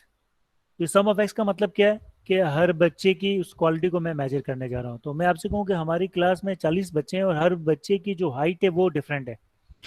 एक्स आपके पास क्या है, हर स्टूडेंट की हाइट है। तो सम ऑफ एक्स का मतलब क्या हुआ कि 40 बच्चों की हाइट को 1/1 मैंने क्या किया, प्लस किया, है ना। तो सम ऑफ एक्स का मतलब क्या हुआ, यहाँ पर आपका 40 हो गया ना, एन आपके पास क्या है 40। तो 40 स्टूडेंट्स की हाइट का सम है ये। तो इसका मतलब क्या हुआ, एक स्टूडेंट की हाइट कितनी है, 5.8 है, एक की हाइट कितनी है 5.4। तो 5.8 को मैंने प्लस किया 5.4 से, प्लस मैंने किया तीसरे की हाइट है 5.6। इस तरह 40 बच्चों की हाइट को प्लस करने का मतलब क्या हुआ, सम ऑफ एक्स। डिनोमिनेटर में एन है तो एन का मतलब क्या हो गया, टोटल नंबर ऑफ स्टूडेंट्स वो कितने आपके 40। ठीक है, तो मेरा आंसर क्या आएगा, मेरा आंसर लेट्स सपोज आ रहा है 5.7 आ रहा है। तो एवरेज हाइट मेरी क्लास की कितनी आ रही है, 5.7। अब मैं आपसे के साथ एक न्यूज़ शेयर कर रहा हूँ कि जो हमारी नेक्स्ट क्लास होगी, नेक्स्ट क्लास में एक नया बच्चा आएगा, न्यू आपका जो क्लास फेलो है वो उसने एडमिशन ले लिया है। तो अब आपके जहन में क्वेश्चन होगा कि नया जो बच्चा आ रहा है उसकी हाइट क्या होगी। तो आप कैसे आंसर दोगे कि नया जो बच्चा होगा उसकी एक्सपेक्टेड हाइट क्या होगी। आप क्या करोगे, आप आंसर दोगे कि उसकी हाइट 5.7 होगी, क्योंकि हमारी जो क्लास में स्टूडेंट्स हैं उनकी एवरेज हाइट कितनी है 5.7। तो नेक्स्ट जो बच्चा आएगा उसकी हाइट भी क्या होगी, 5.7 ही होगी। तो ये जो 5.7 आपने आंसर दिया, ये किस चीज़ का आंसर दिया, या आपने आंसर दिया एक्सपेक्टेड रिटर्न का। इसी तरह स्टॉक मार्केट के अंदर मैं इन्वेस्ट करूंगा तो मेरा जो एक्सपेक्टेड रिटर्न होगा मंडे का वो क्या होगा, वो होगा आर बार। तो आर बार का मतलब क्या है, मीन रिटर्न। तो मीन रिटर्न का मतलब क्या है, मंडे को हबीब बैंक के शेयर परचेज करने पे मुझे क्या रिटर्न मिलेगा। तो मैं किस तरह निकालूंगा, मैं 7 दिन है, सातों दिन जितने भी रिटर्न हुए उन सबको मैं प्लस करूंगा। यानी कि जो पहले दिन मेरा रिटर्न हुआ था वो कितने का हुआ था, 2 का, उसको मैं प्लस करूंगा। दूसरे दिन रिटर्न हुआ मेरा 5 का, तीसरे दिन मेरा रिटर्न हुआ 3 का, चौथे दिन मेरा रिटर्न हुआ 2 का, और पांचवें दिन रिटर्न तो नहीं हुआ, लॉस हुआ -1 का। तो ये कितने हुए, 1 2 3 4 5 ना। तो 5 डेज मैंने लिया है तो इसको मैं डिवाइड कर दूंगा किसी से, टोटल एन से। एन क्या चीज़ है, total observation, and total observation आपकी कितनी है 5। तो मैं हर रिटर्न के सम को मैं डिवाइड कर दूंगा टोटल नंबर से, तो मेरे पास क्या आ जाएगा, एवरेज रिटर्न आ जाएगा। तो एवरेज रिटर्न का मतलब क्या है, sum of X divide by N. तो एक्सपेक्टेड रिटर्न मेरे पास कितना आ गया, लेट्स सपोज मेरे पास आ गया 3.5। तो अब आप आंसर दे सकते हो कि मंडे को अगर आप हबीब बैंक के शेयर परचेज करोगे तो आपका जो एक्सपेक्टेड रिटर्न होगा, आपको एक शेयर पे कितना मिलेगा, 3.5 रुपये आपको मिलेंगे। तो एक्सपेक्टेड रिटर्न स्टॉक मार्केट में क्या होता है, इसका आंसर कौन दे रहा होता है हमें, मीन दे रहा होता है। ठीक है, तो किसी भी जगह का रिटर्न निकाल, किसी भी एसिड में जो एक्सपेक्टेड रिटर्न होगा वो निकालना हो तो हम मीन वैल्यू से उसका आंसर देते हैं। ठीक है, तो स्टॉक मार्केट में रिटर्न का मतलब क्या, इंक्रीज इन प्राइसेस और डिविडेंड। कुछ कंपनीज आपके पास इंटरेस्ट भी दे रही होती हैं, जिनके प्रेफर्ड शेयर होते हैं उनमें आपको इंटरेस्ट भी मिल रहा होता है। तो स्टॉक मार्केट में रिटर्न का मतलब क्या है, चेंज इन प्राइसेस भी है, डिविडेंड भी है और इंटरेस्ट रेट भी है। लेकिन जो ज़्यादातर जो शेयर होते हैं वो सिर्फ अब ना वो डिविडेंड देते हैं ना इंटरेस्ट देते हैं, तो उनका रिटर्न का मतलब क्या है? Change in value of price. ठीक है, इसी तरह जो रियल एस्टेट होता है उसमें रिटर्न का मतलब क्या होता है? रेंट इंक्रीज हो रहा है तो इसका मतलब क्या है कि इस ज़मीन पे आपको ज़्यादा रिटर्न मिलेंगे, या वैल्यू ऑफ लैंड इंक्रीज हो रही है, तो ज़्यादातर लोग जो रियल एस्टेट पे बिजनेस करते हैं ऐसी जगह बिजनेस करते हैं जहाँ पर वैल्यू क्या हो? क्विकली राइज हो रही हो। ठीक है, तो एक्सपेक्टेड रिटर्न मेन वेरिएबल होता है जो डिसाइड करता है कि हमें अपने पोर्टफोलियो में किन एसेट्स को रखना है। तो पोर्टफोलियो लोकेशन का आंसर देने के लिए जो सबसे पहले हम वेरिएबल देखते हैं वो क्या होता है? Expected return. तो जिस एसेट के एक्सपेक्टेड रिटर्न सबसे ज़्यादा होते हैं, ठीक है, जिस एसेट के एक्सपेक्टेड रिटर्न सबसे ज़्यादा होते हैं उस एसेट पे हम क्या करते हैं? सबसे ज़्यादा इन्वेस्ट करते हैं। ठीक है, तो ये गवर्नमेंट सिक्योरिटीज था ना, बिल्स, ट्रेजरी बॉन्ड्स। ठीक है, तो अब जिसके रिटर्न ज़्यादा हैं, हमें रियल एस्टेट में सबसे ज़्यादा रिटर्न मिल रहे होते हैं, प्राइसेस बहुत ज़्यादा बढ़ती हैं रियल एस्टेट की, और रियल एस्टेट पे आपने कुछ लिया तो आपको रेंट मिल रहा होता है, रेंट की प्राइस भी बहुत बढ़ी होती है। लोग क्या करते हैं? रेंट में ज़्यादा अमाउंट रियल एस्टेट पे ज़्यादा पैसे लगाते हैं, गवर्नमेंट सिक्योरिटीज़ पे भी लगाते हैं, स्टॉक मार्केट में भी लगाते हैं, अदर चीज़ों पे भी लगाते हैं। तो पहला जो वेरिएबल होता है पोर्टफोलियो लोकेशन का और एसेट डिमांड का, हम किन एसेट्स को डिमांड करते हैं, किन एसेट्स को परचेज करते हैं, किन एसेट्स को ऑन करते हैं अपने पोर्टफोलियो में जिसके एक्सपेक्टेड रिटर्न्स ज़्यादा हो। ठीक है, एक्सपेक्टेड रिटर्न के बाद जो सेकंड वेरिएबल होता है जो किसी भी एसेट को डिजायरेबल करता है, अट्रैक्टिव करता है, उसे कहा जाता है रिस्क। रिस्क इज अनसर्टेनिटी ना, तो रिस्क का मतलब क्या होता है? Chances of loss. किसी एसेट को परचेज करते हो तो उसका मतलब क्या होता है? उसका मतलब ये होता है कि उसमें रिस्क क्या होगा कि उस एसेट से रिटर्न ना होने के कितने चांसेस हैं। जैसे स्टॉक मार्केट में आपने इन्वेस्ट किया, आपसे मैंने कहा कि मंडे को जो आपका रिटर्न होगा वो कितना होगा? 3.5। अब आप कहोगे कि 3.5 ना मिलने के कितने चांसेस हैं? इसका मतलब क्या हुआ? आप मुझसे क्या पूछ रहे हो कि स्टॉक मार्केट में इन्वेस्ट करने के, हबीब बैंक के वो शेयर परचेज करने का रिस्क क्या है, उसमें अनसर्टेनिटी क्या है। ठीक है, तो रिस्क और अनसर्टेनिटी का मतलब क्या होता है? Chances of loss. ठीक है, देखिए इसकी एक और एग्जांपल से मैं समझाता हूँ अगर आपकी समझ में नहीं आया। जब हम स्टेटिस्टिक्स पढ़ाते हैं ना तो ये वाला एग्जांपल यूज करते हैं। देखिए वो एग्जांपल क्या है? आप डेली आप क्या करते हो? आप यूनिवर्सिटी आते हो यूनिवर्सिटी वैन में। ठीक है, तो यूनिवर्सिटी में आपकी टाइमिंग्स क्या है? 9 PM आपकी टाइमिंग्स हैं, और वैन वाला आपसे क्या कहता है कि आप अपने स्टॉप पे 8 AM पे अपने स्टॉप पे आप क्या करोगे? आप खड़े हो गए। ठीक है, तो 8 AM पे आप स्टॉप पर आते हो, आपकी जो वैन है वो कभी 8:10 पे आ रही है, कभी आपके पास कब आ रही है? 8:15 पे आ रही है, कभी 7:50 पे आ रही है। ठीक है, अब एक नए अगले साल नए न्यू फ्रेशरीज आपकी यूनिवर्सिटी में आया है, वो भी आपके इलाके में रहता है। ठीक है, अब वो भी 8 बजे आ गया, लेकिन वैन नहीं है। वो आपसे दो क्वेश्चन करेगा। पहला क्वेश्चन आपसे क्या करेगा कि जो ये यूनिवर्सिटी वैन है वो तकरीबन कितने बजे तक आती है, यानी कि वो क्या पूछ रहा है कि यूनिवर्सिटी वैन आने के एक्सपेक्टेड टाइमिंग्स क्या है, यानी कि वो आपसे क्या पूछ रहा है? एक्सपेक्टेड रिटर्न पूछ रहा है। तो आप उसे आंसर किस तरह दोगे? आप कहोगे 8 बजे आती है। तो ये आंसर आपने किस तरह दिया? आपने मीन आपने निकाल लिया कि पिछले एक हफ्ते में जो वैन है कभी 8:10 पर आई, कभी 8:05 पर आई, कभी 7:50 पर आई, इन तीनों को सम किया और 3 से डिवाइड किया, तो आपने बताया कि यार इसकी जो एवरेज टाइमिंग्स है आने की वो क्या है? वो है 8 AM।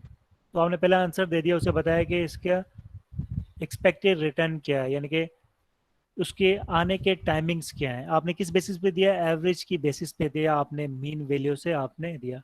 अब वो फ्रेश दूसरा जो सवाल आपसे पूछेगा, यार उसके 8 बजे ना आने के कितने चांसेस हैं? इसका मतलब क्या है? वो आपसे क्या पूछ रहा है? वो आपसे पूछ रहा है कि रिस्क कितना है उसके 8 बजे आने के, और 8 बजे आने में अनसर्टेनिटी क्या है।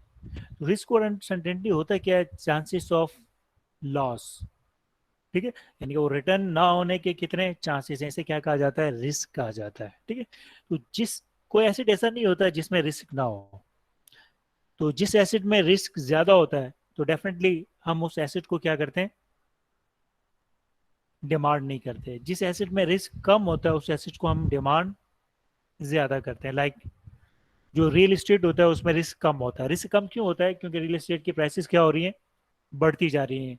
रियल एस्टेट की प्राइसेस कम होंगी तो उसमें क्या होगा? रिस्क होगा लॉस होने के। ठीक है।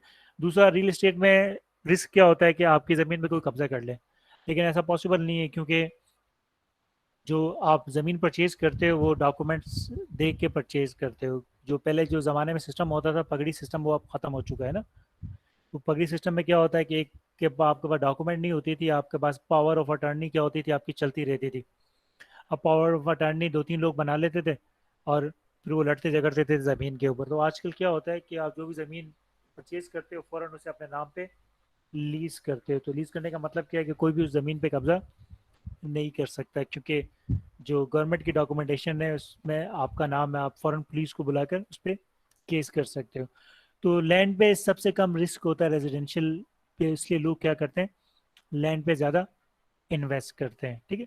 उसके अलावा बिजनेस पे क्या रिस्क होता है? आपकी सेल ना हो तो बिजनेस आपका क्या होगा? प्रॉफिट कम होगा। तो बिजनेस में भी आपके पास क्या होता है? रिस्क होता है। स्टॉक मार्केट में रिस्क क्या होता है? प्राइसेस डिक्रीज हो जाए तो इसका मतलब क्या होगा? आपको लॉस होगा। ठीक है। ये जो गवर्नमेंट सिक्योरिटीज होती हैं, ट्रेजरी बिल्स होती हैं, इन्हें कहा जाता है रिस्क फ्री एसेट। तो रिस्क फ्री एसेट का मतलब क्या होता है? Treasury bills, government issued securities और गवर्नमेंट बॉन्ड्स। तो इन्हें रिस्क फ्री क्यों कहा जाता है? इन्हें रिस्क फ्री इसलिए कहा जाता है क्योंकि गवर्नमेंट ने आपसे कहा कि आपको 10% मिलेगा, तो मार्केट में इंटरेस्ट रेट जितना ही कम हो जाए, इकोनॉमी की सिचुएशन कितनी भी वर्स ना हो जाए, आपको गवर्नमेंट ने प्रॉमिस किया 10%, तो आपको 10% ही मिलेगा। तो जो गवर्नमेंट सिक्योरिटीज होती हैं उन्हें क्या कहा जाता है? उन्हें रिस्क फ्री एसेट कहा जाता है। ठीक है। और सबसे ज्यादा रिस्क कहाँ पर होता है? यानी गवर्नमेंट सिक्योरिटी में रिस्क आपका बिल्कुल ना होने का बराबर होता है, जीरो होता है। ये जो स्टॉक मार्केट होता है, स्टॉक मार्केट के अंदर जो रिस्क होता है वो सबसे ज्यादा हाई होता है। तो सबसे जो रिस्की एसेट्स होते हैं वो कौन से होते हैं? आपके स्टॉक्स होते हैं, कॉर्पोरेट स्टॉक्स होते हैं। क्योंकि स्टॉक मार्केट में आपको पता नहीं, आज स्टॉक मार्केट क्रेश कर जाए, स्टॉक मार्केट में प्राइसेस 10% से डिक्रीज हो जाए, 5% डिक्रीज हो जाए, जो 100 रुपए का आपने शेयर लिया था उसकी प्राइस कल 100 रुपए थी, आज उसकी 80 रुपए हो गई। तो इसका मतलब क्या हुआ? आपको 20% का क्या हो गया? लॉस हो गया। ठीक है। तो स्टॉक मार्केट में जो एसेट्स होते हैं वो सबसे ज्यादा रिस्की होते हैं, और रिटर्न जो होता है वो स्टॉक मार्केट में सबसे ज्यादा रिटर्न होता है। ठीक है। और जिस एसेट में सबसे ज्यादा रिटर्न होगा उस एसेट में सबसे ज्यादा रिस्क होगा। ठीक है। देखें ये किस तरह होता है, ये हम अंडरस्टैंड करते हैं कि रिस्क की मेजरमेंट से। देखो रिस्क को मेजर किस तरह किया जाता है? एक्सपेक्टेड रिटर्न को मेजर किया जाता है मीन से ना, रिस्क को मेजर किया जाता है वेरिएंस से। वेरिएंस का नाम सुना होगा आपने? नहीं सर। स्टेटिस्टिक्स नहीं पढ़ा आपने? नहीं सर। स्टैंडर्ड डेविएशन का नाम तो पढ़ा होगा, इंटर में तो पढ़ा होगा आपने। स्टैंडर्ड डेविएशन का नाम पढ़ा है? जी जी सर। तो इंटर में नहीं। स्टैंडर्ड डेविएशन वेरिएंस ही तो होता है। वेरिएंस का सिंबल होता है सिग्मा स्क्वायर, है ना। और इसका अंडर रूट ले लो तो क्या हो जाएगा? सिग्मा हो जाएगा। तो वेरिएंस का जो अंडर रूट होता है वो क्या होता है? आपका स्टैंडर्ड डेविएशन होता है। देखिए स्टैंडर्ड डेविएशन और वेरिएंस में फ़र्क क्या होता है? जब वेरिएंस आपको रिस्क का आंसर दे सकता है तो आप स्टैंडर्ड एरर को क्यों कहते हो रिस्क? तो रिस्क का जो मेजर होता है वो स्टैंडर्ड एरर होता है। इसको स्टैंडर्ड एरर भी कहा जाता है, स्टैंडर्ड डेविएशन भी कहा जाता है। और इसका जो सिंबल होता है वो क्या होता है? वो सिग्मा होता है। देखें ये होता क्या है, ये हम अंडरस्टैंड करेंगे वेरिएंस के फार्मूला से। ठीक है। तो वेरिएंस का फार्मूला क्या होता है? वेरिएंस का फार्मूला होता है सिग्मा स्क्वायर। इसका फार्मूला होता है sum of x minus x bar. ठीक है। तो sum of x minus x bar square divide by N, ये होता है वेरिएंस का फार्मूला। अब इसका अंडर रूट आप ले लें तो ये आपका क्या बन जाता है? Standard deviation. तो standard deviation is measure of risk और अनसर्टेनिटी। देखें ये किस तरह अनसर्टेनिटी और रिस्क को एक्सप्लेन करते हैं। अब x माइनस एक्स बार का मतलब क्या है? एक्स क्या चीज़ है, मीन वैल्यू, और एक्स है आपके पास क्या, ईच इवेंट। तो एक्स माइनस एक्स बार क्या हो गया कि पहला जो इवेंट है वो मीन इवेंट से कितना डिफरेंस पर है। जिस तरह हमने ये वैन की एग्जांपल दी थी, तो पहले दिन बस आ रही है 8:10 पे और मीन आपके पास क्या है, 8 है। तो पहले दिन जो बस है वो मीन से कितना डिफरेंस पर है, 10 मिनट की पॉजिटिव डिफरेंस पर है। दूसरे दिन जो आपकी वैन है वो मीन से कितने डिफरेंस पर है, यानी कि एक्स माइनस एक्स बार क्या होगा, वो आपके पास दूसरे दिन वो 7 मिनट लेट आई। तो दूसरे दिन एक्स माइनस एक्स बार क्या होगा, +7। तीसरे दिन जो बस है वो मीन से कितने डिफरेंस पर आई, वो मीन से 10 मिनट पहले आ गई। तो एक्स माइनस एक्स बार का आंसर क्या होगा, -10। ठीक है। तो एक्स माइनस एक्स बार का मतलब क्या होता है कि हर इवेंट मीन इवेंट से कितना डिस्टेंस पर है। इन तमाम डिस्टेंस को सम अप करें तो हमारे पास क्या आ जाएगा, हमारे पास आ जाएगा कि मीन जो आपका इवेंट है, जो मीन रिटर्न था, उससे हर इवेंट कितना डिफरेंस पर है। लेकिन जब हम x माइनस एक्स बार को प्लस करते हैं तो उसका आंसर हमेशा क्या आता है, उसका आंसर हमेशा आता है 0। ये डेटा की प्रॉपर्टी होती है कि जितना भी डेटा होता है, कोई भी डेटा आप ले लें, उसका x माइनस एक्स बार का सम कर लें तो उसका आंसर हमेशा क्या आना चाहिए, 0 आना चाहिए। 0 क्यों आएगा, क्योंकि ये मीन है। मीन क्या बता रहा है कि average values of all event, और हर इवेंट को एवरेज से माइनस कर दो तो आंसर क्या आएगा, 0 ही आएगा। 0 अगर नहीं आया तो इसका मतलब क्या है कि आपने मीन गलत निकाला है। तो ये मीन की प्रॉपर्टी है कि हर इवेंट का मीन से डिफरेंस 0 होना चाहिए। ये इस बात का आंसर देता है कि आपने जो मीन निकाला है वो एक्यूरेट है। एक्यूरेट अगर होगा तो हर इवेंट का मीन से डिफरेंस का सम हमेशा क्या होगा, 0 होगा। ठीक है।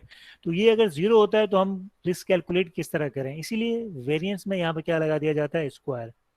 स्क्वायर लगाने का मतलब क्या है कि ये जो माइनस का साइन वाला है, ये माइनस क्या हो जाएगा, एब्सोल्यूट टर्म में आ जाएगा। तो आपके पास जब आप स्क्वायर लगाओगे तो ये 0 नहीं होगा, यहाँ पर कोई ना कोई वैल्यू आ जाएगी। वो सर वैल्यू आप क्या ये बताएगी, फॉर्मूला क्लियर पे वापस एक्सप्लेन कर सकते हैं क्योंकि बहुत गिच पिच हो रहा है। देखें फॉर्मूला आपके पास क्या है, sum of x minus x bar. X minus x bar समझ में आ रहा है ना। जी सर। ठीक है। तो एक्स माइनस एक्स बार मैं आपको समझा रहा था।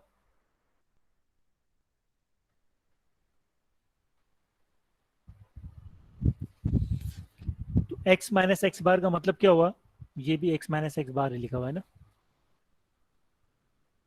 एक्स माइनस एक्स बार का मतलब क्या हुआ कि आपका जो हर इवेंट है मीन इवेंट से कितना डिस्टेंस पर है। और मैंने आपसे कहा कि ये आपका मैथमेटिक्स का रूल है ना, स्टेट्स का रूल है कि एक्स माइनस एक्स बार का सम हमेशा क्या होना चाहिए, 0 आना चाहिए। 0 अगर नहीं आता तो इसका मतलब क्या है, इसका मतलब ये है कि आपने जो मीन निकाला है वो गलत निकाला है। ये प्रॉपर्टी है मीन की, ये आपका 0 ही होना चाहिए, क्योंकि ये आपके पास सिंपल सी बात है। ये जो मीन है ये बता क्या रहा है, एवरेज वैल्यूज बता रहा है। यानी कि जो 3 ऑब्जर्वेशन हैं या 5 ऑब्जर्वेशन है या 40 ऑब्जर्वेशन है, इनकी एवरेज वैल्यू क्या है। अब हर वैल्यू को एवरेज से माइनस करोगे तो आखिर में 0 ही बचेगा, है ना। तो एक्स माइनस एक्स बार हमेशा क्या आता है, सम 0 ही आता है। तो हमें तो रिस्क निकालना है, वेरिएंस निकालना है, तो हम करते क्या है, निकालने के लिए इसका स्क्वायर कर देते हैं। स्क्वायर करने से क्या होता है कि जो पॉजिटिव वैल्यूज होती हैं वो तो वहीं रहती हैं, लेकिन जो नेगेटिव वैल्यूज होती हैं वो भी पॉजिटिव हो जाती हैं। फिर ये x minus x bar square का सम 0 नहीं रहता, यहाँ पर कोई ना कोई वैल्यूज आ जाती हैं। अब यहाँ पर कोई ना कोई वैल्यू तो आ गई है, लेट्स सपोज यहाँ पर 4 आ गया, या आपके पास यहाँ पर 12 आपके पास आ गया।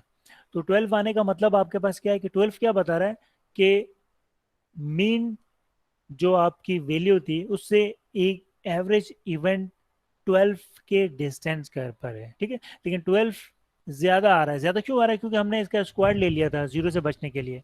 तो हम एक्चुअल जो डिस्टेंस है उसे निकालने के लिए हम क्या करेंगे, इसका अंडर रूट निकाल देंगे।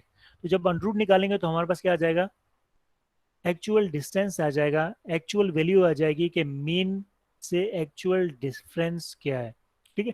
तो जो स्टैंडर्ड एरर होता है इसमें, इसीलिए हम क्या करते हैं, इसको रिस्क का मेजर कहा जाता है। और स्टैंडर्ड एरर में हम करते क्या है कि वेरिएंस का क्या लिया जाता है, वेरिएंस का अंडर रूट लिया जाता है। तो वेरिएंस का अंडर रूट अगर हम ले लें तो ये क्या बन जाता है, स्टैंडर्ड एरर, स्टैंडर्ड डेविएशन और रिस्क। तो रिस्क का हमें क्या बताता है, चांसेस ऑफ लॉस, यानी ये रिटर्न ना होने के कितने चांसेस हैं।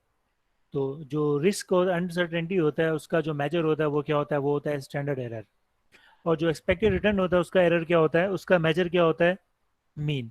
अब देखिए इनको रिलेशन क्या है, इनका रिलेशन क्या है, अगर मीन ज्यादा होगा तो स्टैंडर्ड एरर भी क्या होगा, ज्यादा होगा। क्योंकि अगर मीन ज्यादा है तो x माइनस एक्स बार का मतलब क्या होगा कि हर ऑब्जर्वेशन मीन से कितना डिफरेंस पर होगा। तो मीन ज्यादा है तो डेफिनेटली स्टैंडर्ड एरर भी क्या होगा आपका, ज्यादा होगा। तो इसका मतलब क्या हुआ कि ये जो वेरिएंस, ये जो रिस्क और रिटर्न है, मीन और स्टैंडर्ड डिवीजन का रिलेशन क्या होता है, इनका डायरेक्ट रिलेशन होता है। कि मीन अगर ज्यादा है, एक्सपेक्टेड रिटर्न ज्यादा है, तो डेफिनेटली उसका रिस्क भी क्या होगा, ज्यादा होगा। तो अगर ये दोनों का डायरेक्ट रिलेशन है तो हम इन दोनों की बेसिस पे किस तरह डिसाइड कर सकते हैं कि किस एसेट को हम अपने पोर्टफोलियो में रखेंगे। ठीक है, तो पोर्टफोलियो लोकेशन सिर्फ दो वेरिएबल से डिपेंड नहीं करती, तीसरा वेरिएबल भी होता है। वो तीसरा फैक्टर क्या होता है, वो होता है लिक्विडिटी। तो हम अपने पोर्टफोलियो में उन एसेट्स को रखते हैं जिनके रिस्क ज्यादा हो, रिटर्न ज्यादा हो और उनकी लिक्विडिटी भी क्या हो, ज्यादा हो। तो पोर्टफोलियो लोकेशन और एसेट डिमांड डिपेंड करती है तीन फैक्टर्स पे, expected return, risk and liquidity. Liquidity क्या होती है, how quickly assets convert into cash, है ना। तो लिक्विडिटी का मतलब क्या है कि लेट्स सपोज आपके पास दो मोबाइल फोन आपने परचेज कर लिया, अचानक आपके पास किसी ने आप पैसे दे दिए तो आपने एक आईफोन परचेज कर लिया और साथ में एक क्यू मोबाइल भी परचेज कर लिया। ठीक है, अब आपके पास न्यू आईफोन भी है और न्यू क्यू मोबाइल भी है। अचानक आपने इंटरनेट पे एक न्यूज़ पढ़ी और उस न्यूज़ में लिखा था कि जो मोबाइल फ़ोन है वो ह्यूमन कैपिटल पे बहुत नेगेटिव इम्पैक्ट डालते हैं। मोबाइल फ़ोन की जो लेयर्स होती हैं, जो ह्यूमन के जो ब्रेन होता है उस पर इम्पैक्ट डालते हैं, और जो है आपकी ह्यूमन की लाइफ होती है वो लाइफ क्या हो जाती है, कम हो जाती है। और इस न्यूज़ को आपने बहुत सीरियस ले लिया और आपने कसम कर ली, प्रॉमिस कर लिया कि मैं अब रेस्ट ऑफ द लाइफ जो आपके स्मार्टफोन है ये संभाल ही नहीं करूँगी। अब अगले दिन आप चले गए दोनों मोबाइल लेकर मोबाइल मार्केट में, और आपको मालूम है कि पाकिस्तान के अंदर जो मोबाइल्स हैं उनको अगर परचेज करते हो तो एक महीने के अंदर उसकी वैल्यू जो डिक्रीज होती है वो 10% डिक्रीज हो जाती है। यानी डिप्रिसिएशन रेट मोबाइल फ़ोन में कितना है, 10% है। अब आप मार्केट में गए तो आईफोन तो बिक गया 10% कम है, लेकिन क्यों मोबाइल कोई 10% या 20% कम पे में कोई लेने को तैयार नहीं है। तो इसका मतलब क्या हुआ कि आईफोन तो क्विकली कन्वर्ट हो गया कैश में, लेकिन क्यों मोबाइल आपका कन्वर्ट नहीं हो रहा कैश में। ऐसा क्यों हो रहा है, क्योंकि आईफोन की लिक्विडिटी क्या है, ज़्यादा है, क्यों मोबाइल की लिक्विडिटी आपके पास क्या है, कम है। इसी तरह जो एसेट्स होते हैं जिनकी मैच्योरिटी ज़्यादा होती है उनकी लिक्विडिटी क्या होती है, कम होती है। तो शॉर्ट टर्म जो बॉन्ड्स होते हैं वो ज़्यादा लिक्विड होते हैं क्योंकि 3 महीने में मैच्योर हो रहे हैं, तो उसकी जो लिक्विडिटी वो क्या है आपके पास, 3 महीने की है। जो लॉन्ग टर्म बॉन्ड्स होते हैं, जो 10 साल के बॉन्ड्स आप परचेज करते हो, जो 6 मंथ के आप बॉन्ड्स आप परचेज करते हो, तो उनकी जो लिक्विडिटी है वो आपके पास क्या है, बहुत ज़्यादा कम है। क्योंकि अगर आपने 10 साल का बॉन्ड परचेज कर लिया तो इसका मतलब क्या हुआ कि आपने 10 साल तक उस बॉन्ड को कन्वर्ट नहीं कर सकते कैश के अंदर। ठीक है, तो लिक्विडिटी का मतलब क्या होता है, how quickly assets convert into cash. ठीक है, देखें अभी हमने कुछ एसेट्स को जिक्र किया था, मैंने कहा था ये जो बॉन्ड्स होते हैं ये सबसे, इनमें रिस्क क्या होता है, जीरो होता है, इसे रिस्क फ्री एसेट कहते हैं। लेकिन फिर भी जो गवर्नमेंट सिक्योरिटीज में बॉन्ड्स में लोग परचेज नहीं करते, ज़्यादा इन्वेस्ट नहीं करते।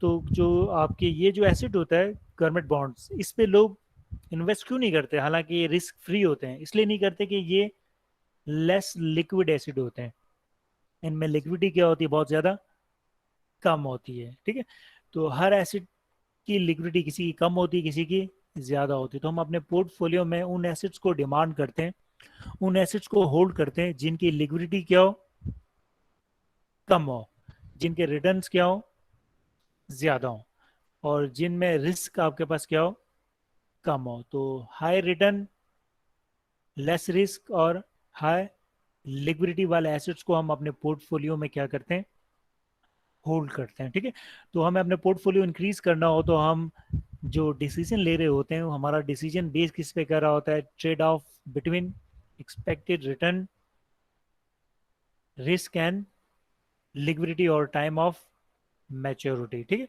तो एक्सपेक्टेड रिटर्न, रिस्क और लिक्विडिटी की बेसिस पे हम आंसर करते हैं कि कौन सा एसेट हमारे लिए ज़्यादा डिमांड है, कौन सा एसेट ज़्यादा अट्रैक्टिव है, कौन सा एसेट अपना लेस अट्रैक्टिव है। और हम अपने पोर्टफोलियो को इंक्रीज करने के लिए, हम अपनी वेल्थ को इंक्रीज करने के लिए हम उन एसेट्स को होल्ड करते हैं जिनके रिटर्न ज़्यादा हो, रिस्क कम हो और लिक्विडिटी ज़्यादा हो। ठीक है, तो मनी भी एक एसेट है। जिस तरह हमने अभी यहाँ पर 5-6 एसेट्स को हमने यहाँ पर हाईलाइट किया, तो स्टॉक मार्केट के जो शेयर्स होते हैं ये भी एक एसेट है। आपका जो बैंक अकाउंट होता है ये भी एसेट है। आप इंश्योरेंस पॉलिसीज लेते हो ये भी एक एसेट है। आप बॉन्ड्स परचेज करते हो ये भी एक एसेट है। आप रियल एस्टेट में इन्वेस्ट करते हो वो भी एक एसेट है। इसी तरह एक एसेट आपका क्या है, मनी भी एक एसेट है।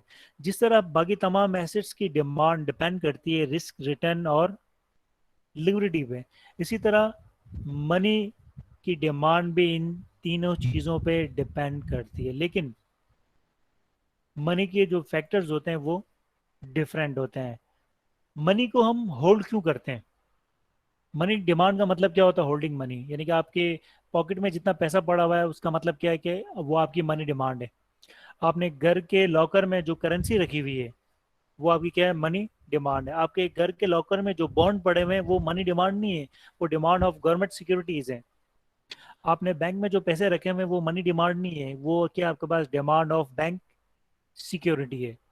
ठीक है, तो मनी डिमांड का मतलब क्या होता है, कितना अमाउंट आप होल्ड करते हो। ये जो हम होल्डिंग मनी का वर्ड यूज करते हैं वो बेसिकली क्या होता है, वो मनी डिमांड होता है।